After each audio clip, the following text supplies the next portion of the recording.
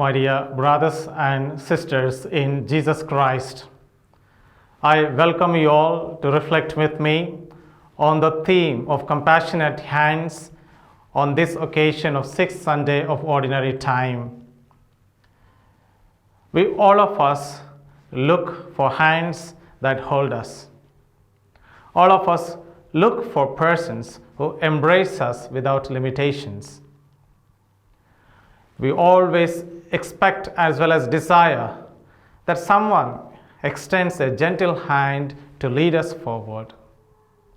Or when we are down, when we are sad, and when we require a little strength to get up in our life, we hope that someone extends hands to us and then gives us a lift so that we can go forward and walk confidently. We have this kind of situation in the gospel passage today. The hands that Jesus stretches out to the leper, I consider a kind of compassionate hands which gives a kind of picture and depicts how God comes close to us. This compassionate hands that we see of Jesus in the gospel passage is in a way kind contrary passage we see in Leviticus. But there is nothing in Leviticus suggesting a kind of connection between the sickness of leprosy and sin. But we know that as the Deuteronomist theologians continue to meditate, continue to reflect on the law, and the law, the scribes, as they continue to meditate and reflect and build up their understanding regarding this disease, they begin to associate a connection between sin and the disease of leprosy. It is told that in 2 Kings chapter 7 verses 1 to 13 that lepers all walked in bands. They were together, and this disease posed a kind of danger to the society. And slowly we come to know that these are discriminated and are ostracized from the society. The kind of understanding that we have in Leviticus regarding the disease of skin, the leprosy, is quite contrary as we see in the gospel passage. As I was reading this gospel passage and also reflecting on the passage taken from the Leviticus, suddenly I was taken back to the crisis that we were experiencing during the corona times. During the corona times, social distance became a kind of value. Social distance became a value so that the humanity could be saved. Social distance became a kind of ethical principle for all of us to follow. Our movement outside was restricted. But at the same time, all those who were infected by the virus of corona were almost prohibited, forbidden to get mixed up with the population. They were kept aloof in isolation. And therefore, when we read this passage, we come to know that people also begin to associate, beginning if you remember, that all those who were infected with this corona disease, a kind of sin was associated to them. And slowly, a kind of scientific temper was brought in. And the population was familiarized with the dangers of this disease. But in any case, the social distance, a kind of value, ethical value during corona times, was advocated and everyone was asked to follow. But slowly, we came to know that this was a disease that could be managed. And therefore, this stigma that was attached to this disease and all those who were infected with corona disease was simply vanished for a while, and then it was no more.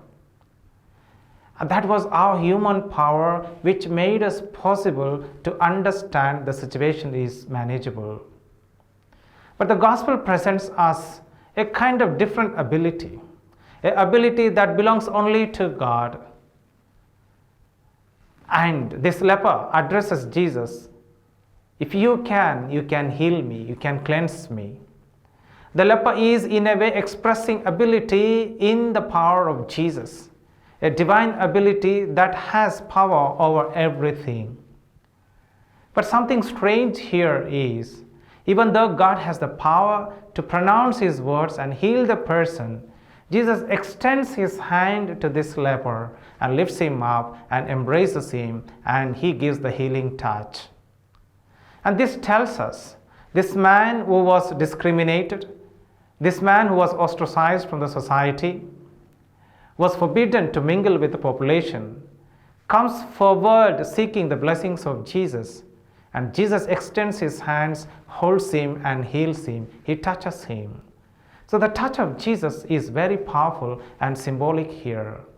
And this touch, we feel a kind of compassion in it.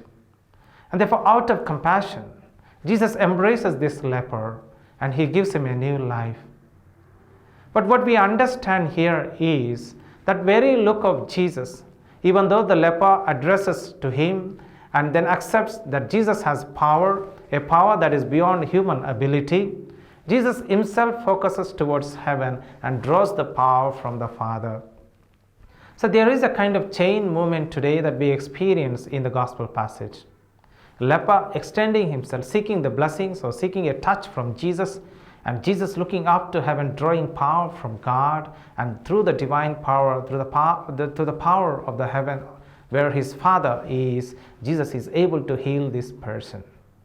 So the divine power teaches us that we can be made complete. But in the Old Testament, this leprosy was understood something in a strange way. God has created in complete form. God has made us whole. God has created us in perfection. But since this skin disease of leprosy extends from the skin to outside, it is neither part of the inside of the body nor part of the outside of the body. It's protruding out to the body, and at the same time it is inflicting wounds inside the body, and therefore it looked strange for people to understand what it could be. This was a kind of deformity quite contrary to what God has made us as perfect beings. So therefore ultimately the theologians or the writers of this Leviticus as well as are drawn to understand that creative power of God. There may be a kind of imperfect way of understanding, but that is made perfect by the look of Jesus, by extending the compassionate hands of Jesus. And therefore today we are called, all of us, to see the real situation, to understand everything from the eyes of God, and extend our hands so that someone could be healed or someone could be lifted up from a kind of low profile to the high profile. We all can extend our hands up to heaven so that the divine power can transform us and enable us to extend our hands to the poor and the needy so that everything in this world can be transformed. May God bless you and me. Amen.